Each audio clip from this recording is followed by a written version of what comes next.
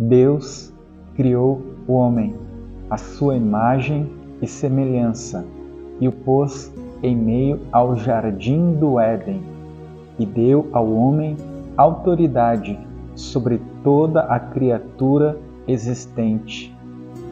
No jardim do Éden, o homem tinha abundância de alimentos e uma comunhão íntima com o Pai e Criador, que todo o dia, na viração da tarde, vinha ter com o homem, para se relacionar como um pai apaixonado se relaciona com o seu filho.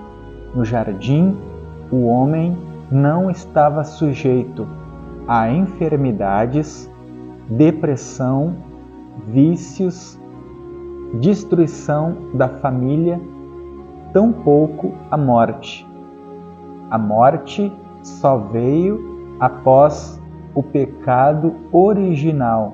O Senhor disse para o homem que ele poderia comer de todos os frutos do jardim, com a exceção do fruto do conhecimento, do bem e do mal, que ficava localizado no meio do jardim. Deus queria que o homem fosse fiel à sua palavra, por fé, gratidão e amor, uma escolha pessoal e não por falta de opção. A árvore não foi colocada para tentar o homem, mas para mostrar a liberdade que Deus lhe deu. Então, persuadido por Satanás, que usou a serpente, Eva comeu o fruto da árvore proibida e ofereceu a Adão, que por não vigiar, comeu, e quando ele comeu, transgredindo a palavra de Deus, ele perdeu a natureza santa, segundo a natureza de Deus. Até então, ele era puro, ele não via as coisas com maus olhos, mas quando ele transgrediu a palavra de Deus, ele perdeu a natureza santa, a pureza, a posição de filho de Deus e se tornou uma criatura, tendo agora uma natureza caída e pecaminosa. Jesus disse em João, capítulo 8, versículo 34: em verdade, eu vos digo, aquele que pratica o pecado torna-se escravo do pecado. Quando Adão transgrediu a palavra de Deus, ele se tornou escravo da natureza caída, que passou a governar seus atos, agindo nos seus membros, no seu corpo e na sua alma. A partir de então, ele se tornou como um galho cortado da árvore, desligado da raiz, a fonte da vida da árvore. E o tempo passou, ele envelheceu, se tornou sujeito a enfermidades e morreu fisicamente, porque a morte espiritual se deu no momento em que ele comeu o fruto. E hoje, nós, seres humanos, como herdeiros de Adão, descendentes de Adão, também nascemos com essa natureza humana caída e pecaminosa. Lá em Romanos, no capítulo 5, eu quero ler com você Romanos, capítulo 5. A palavra diz no capítulo 12. Vamos ler? Pelo que, como por um homem entrou o pecado no mundo, e pelo pecado a morte, assim a morte passou a todos os homens, porque todos pecaram. Então, nós já nascemos trazendo em nós a natureza herdada pelo nosso pai Adão, uma natureza pecaminosa, caída, que vai nos levar a transgredir a palavra de Deus. Quando crianças, não temos a consciência do certo e do errado, então Deus nos vê como seres inimputáveis. Ele não considera o nosso pecado, porque não temos a consciência para decidir entre o certo e o errado. Por isso que Jesus disse certa vez: deixai vir a mim os pequeninos, porque deles é o reino dos céus. Porém, quando a criança se torna adolescente, a Bíblia não precisa uma idade, se é 9, se é 10, 11 ou 12 anos, mas chega um momento na vida de cada ser humano em que ele sai da idade da infância, da inocência, e passa a ter condição intelectual de discernir o certo e o errado. A partir de então, o seu primeiro pecado o torna culpado e réu eterno do fogo do inferno, e dá a ele a necessidade de um redentor. Então, a criança, ela é salva pela graça de Deus em Cristo, que faz com que Deus não considere ela ser herdeira dessa natureza adâmica, porque Cristo pagou um alto preço na cruz. Mas quando ela atinge a idade da consciência, ela se torna escrava do pecado. Então, cada molécula do corpo dela vai desejar transgredir a palavra de Deus, vai desejar os prazeres que a palavra de Deus condena: sexo, prostituição, adultério, vingança, vícios, palavras torpes, palavras de maldição, contendas, ciúmes, bebedice, glutonaria. É o que a palavra de Deus descreve em Gálatas, no capítulo 5. As obras da carne. As obras da carne, elas conduzem o ser humano à morte. Gálatas, capítulo 5. Vamos ler juntos? A partir do versículo 19. As obras da carne são conhecidas, as quais são prostituição, impureza, libertinagem, idolatria, feitiçarias, inimizades, porfias, ciúmes, iras, dissensões, facções, invejas, bebedices e orgias, e coisas semelhantes a essas, acerca das quais vos declaro, como já antes vos preveni, que os que cometem tais coisas não herdarão o reino de Deus. Então, o homem natural nasce com uma natureza caída pecaminosa, que o torna inimigo de Deus, escravo do pecado e réu eterno da condenação, que é morte, sendo lançado no Geena, o lago de fogo e enxofre, aonde estará o diabo, todos os demônios, a besta, o falso profeta, e todos os que não tiveram os nomes escritos no livro da vida do Cordeiro. O ser humano pode ter a consciência de que ele está fazendo algo errado. Ele conhece as Escrituras, ele sabe que não deve matar, que não deve furtar, que não deve se prostituir, que não deve se entregar ao vício, que não deve fazer contenda ou maldade, dentre outras tantas coisas que a palavra de Deus reprova.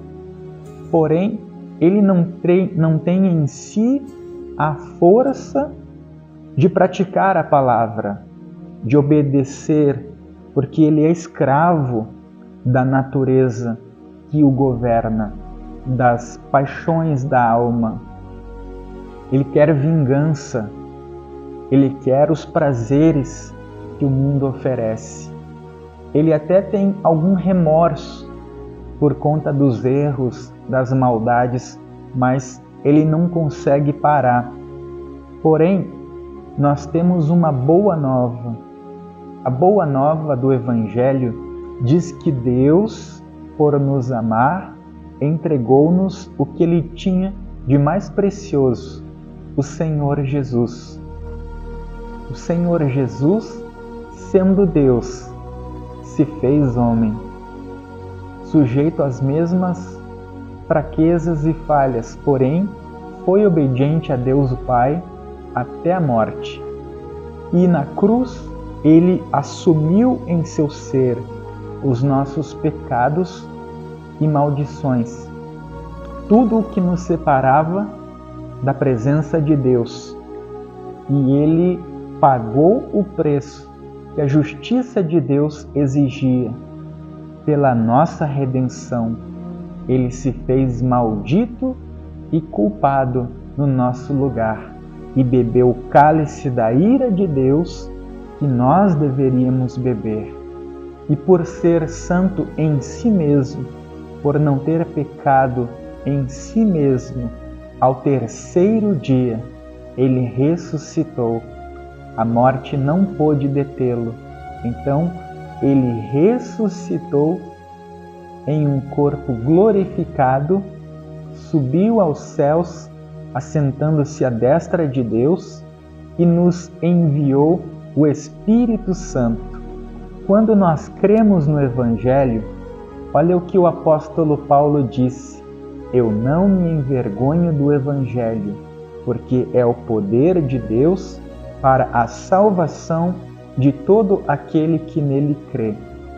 Quando você crê no Evangelho, na morte substitutiva e ressurreição do Senhor Jesus, os teus pecados são apagados, porque são lançados sobre o Cordeiro de Deus, que tira o pecado do mundo, e já pagou por eles há 2000 anos na cruz.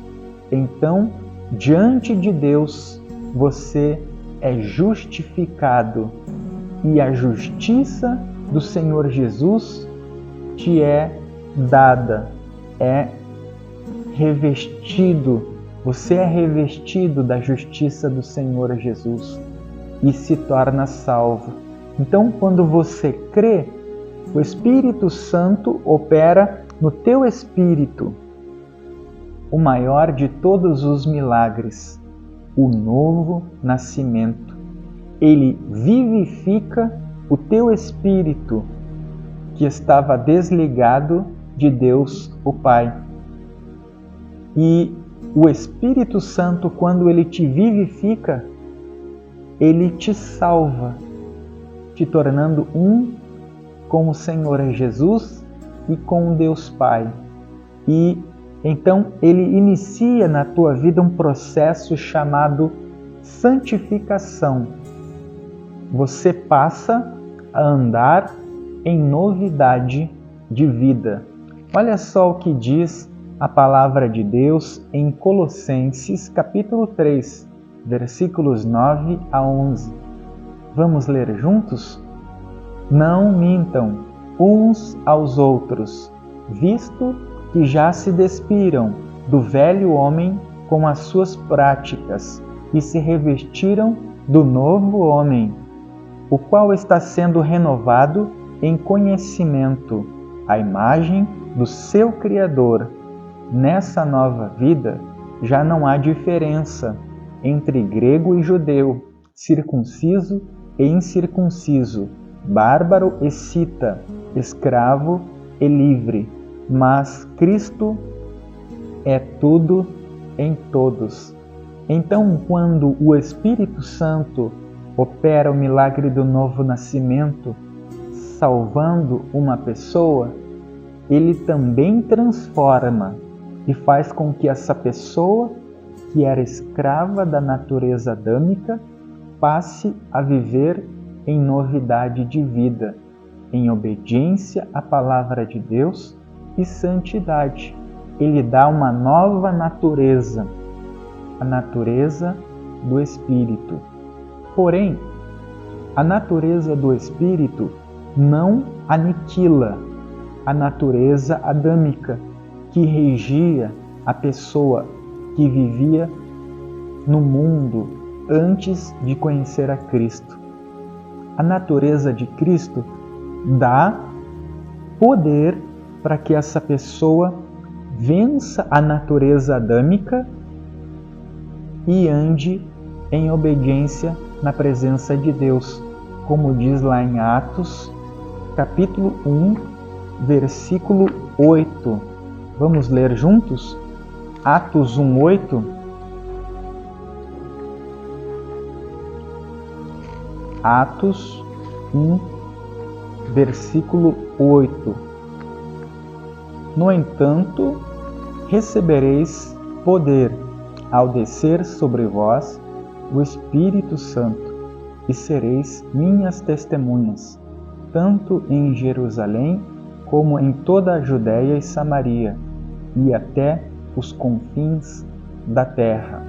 Então, sem Jesus, a pessoa era escrava e governada pela natureza adâmica caída. Ela era escrava das paixões e dos desejos carnais, que a tornavam inimigas de Deus, morta e ré eterna de condenação no lago de fogo. Quando ela creu em Jesus, ela foi justificada e recebeu a natureza do Espírito.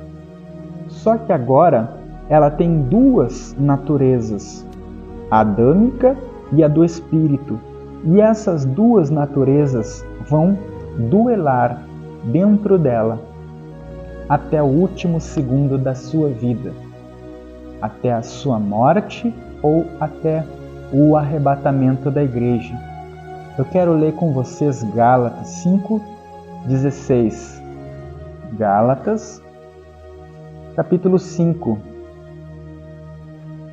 versículo 16 em diante. Olha o que diz: digo, porém, andai no Espírito, e não satisfareis os desejos da carne, pois a carne deseja o que é contrário ao Espírito, e o Espírito o que é contrário à carne. Estes opõem-se um ao outro, para que não façais o que quereis. Então, você tem a natureza adâmica que vai tentar te levar a praticar o pecado, a andar segundo os desejos da carne e as paixões desenfreadas da alma, tendo uma vida sem compromisso com Deus e a sua palavra. E a Bíblia diz lá em Romanos 8:6, os que pendem para a carne caminham para a morte, os que pendem para o Espírito, para a vida e paz. Então, você vai ter que alimentar o teu espírito com oração, jejum, leitura e conhecimento da palavra de Deus, comunhão com os santos, congregando, servindo, se fortalecendo entre os irmãos, vigiando para não cair em tentação. Lembra o que o Senhor Jesus disse aos apóstolos no jardim do Getsêmani, quando estava para ser entregue por Judas Iscariotes aos fariseus? Vigiem, pois o espírito está pronto, porém a carne é fraca. Então, nós precisamos vencer a cada dia o nosso maior inimigo, que não é o diabo. O diabo é um grande adversário. Ele lê, ele sonda, ele analisa os desejos de cada ser humano e ele oferece o cardápio tentando. Mas o desejo, ele nasce da nossa natureza. Ele está impregnado no nosso ser. Nós somos o nosso maior inimigo e não o diabo. Por isso que a Bíblia diz: obedecei a Deus, resisti ao diabo e ele fugirá de vós. Então, você tem que alimentar a tua fé. Você tem que vigiar, tendo uma vida de oração, se desviando do mal, para que você consiga a cada dia subjugar o velho Adão que existe dentro de você. Quando nós somos batizados, nós somos sepultados. A velha criatura que vivia na natureza adâmica, ela é sepultada, simbolizando quando ela é imergida nas águas. Está lá em Romanos capítulo 6, a partir do versículo 1. E quando você é retirado das águas, simboliza o ressurgimento, o renascimento de um novo homem, de uma nova criatura, que viverá a partir de então, segundo a palavra e o Espírito de Deus, em novidade de vida. Por isso que nós precisamos analisar a nós mesmos e ver se andamos em novidade de vida. Do contrário, a pessoa é apenas uma religiosa, porque o mesmo Espírito que opera a salvação, opera a regeneração, chamado na Bíblia de metanoia, o novo nascimento.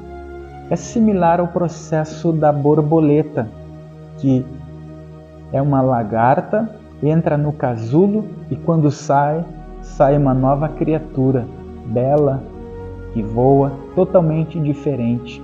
Então ela é uma nova criatura e nós somos novas criaturas.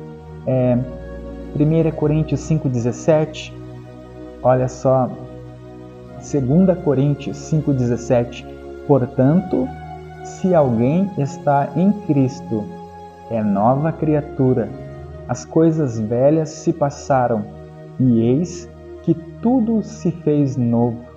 Se não se fez novo, se a pessoa permanece nas velhas práticas, na mentira, no adultério, na fornicação, na prostituição, na idolatria, na pornografia, na maledicência, no pecado, significa que ela não é nova criatura, tampouco salva. O que mostra se a pessoa é salva é se ela é nova criatura. Não é que as obras de justiça a salvam. Ela tem boas obras porque ela foi salva. Somos salvos pela fé e pela graça, mas o mesmo Espírito que salva regenera. Então, se não houve regeneração, não houve salvação. Apenas uma pessoa que se tornou religiosa. Olha só o que diz lá Romanos capítulo 6, versículo 1. Que diremos? Permaneceremos no pecado para que a graça seja mais abundante? Hoje tem a supergraça, a hipergraça. As pessoas dizem: você pode continuar no pecado porque Deus não se importa. Ele te perdoa por tudo em Cristo Jesus. Pode continuar na prostituição, no vício, no adultério, na mentira. Deus perdoa, mas não é verdade. O mesmo Espírito que salva, regenera e santifica. De modo nenhum. Nós que estamos mortos para o pecado, como viveremos ainda nele? Ou não sabeis que todos quanto fomos batizados em Cristo Jesus, fomos batizados na sua morte? Da sorte que fomos sepultados com ele pelo batismo na morte, para que, como Cristo ressurgiu dentre os mortos, pela glória do Pai, assim também andemos nós, em novidade de vida. Se fomos plantados com ele na semelhança da sua morte, também seremos na semelhança da sua ressurreição. Pois sabemos isto: o nosso velho homem foi com ele crucificado, para que o corpo do pecado seja desfeito, a fim de não servirmos mais ao pecado. Porque aquele que está morto está justificado do pecado. Ora, se já morremos com Cristo, cremos que também com ele viveremos. Pois sabemos que, havendo Cristo ressurgido dentre os mortos, já não morre, a morte não tem mais domínio sobre ele. Pois, quanto a ter morrido de uma vez, morreu para o pecado, mas quanto a viver, vive para Deus. Assim vós também considerai-vos como mortos para o pecado, mas vivos para Deus em Cristo Jesus, o nosso Senhor. Não reine, portanto, o pecado em vosso corpo mortal, para lhe obedecerdes aos desejos. Tampouco apresenteis os vossos membros ao pecado por instrumentos de iniquidade, mas apresentai-vos a Deus como vivos entre os mortos, e os vossos membros a Deus como instrumentos de justiça, pois o pecado não terá domínio sobre vós, pois não estáis debaixo da lei, mas debaixo da graça de Deus.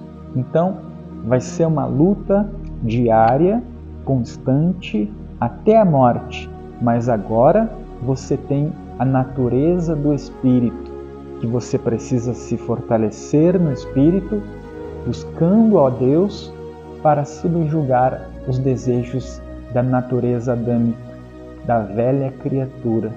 E nesse processo, infelizmente, vai ter algum momento que você não vai vigiar, você vai estar fraco, falhar.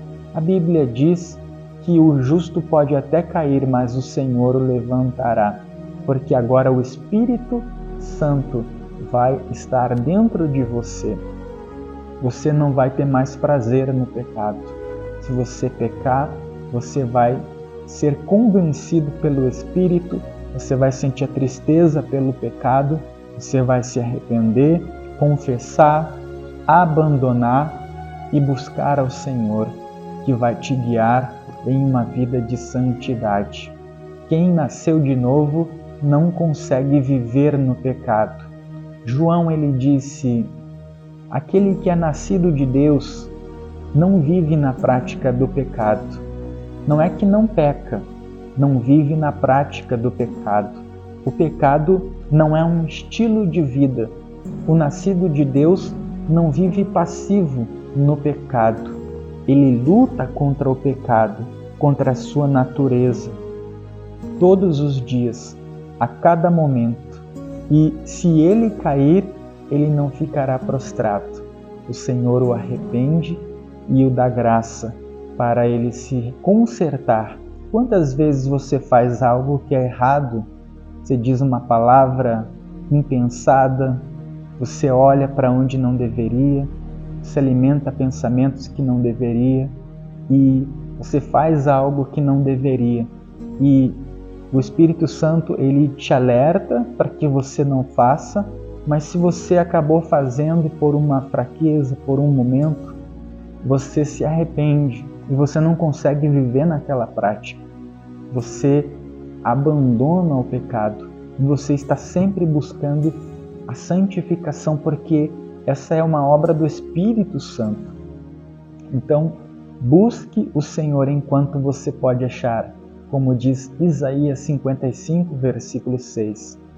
Busque ao Senhor de todo o coração, como diz Jeremias 29, 31. Busque e seja cheio da presença dEle. Fortaleça-se na fé, no Espírito. Seja guiado pelo Espírito Santo. e pela palavra de Deus, e você vai receber a vida eterna. Eu encerro aqui esse estudo, essa palavra. Espero que tenha edificado a tua vida. Eu peço, nos ajude a alcançar mais pessoas, se inscrevendo em nosso canal, deixando o seu like, o seu comentário, compartilhando essa palavra. Também nos siga no Instagram, Márcio Lima, Instagram Márcio Lima 815, e no Facebook, uma página que eu criei há algum tempo, Pastor Márcio Lima. Postamos toda semana mensagens para edificar a tua vida. Deus abençoe. Até o próximo vídeo, se assim o Senhor nos permitir. Eu deixo um grande abraço.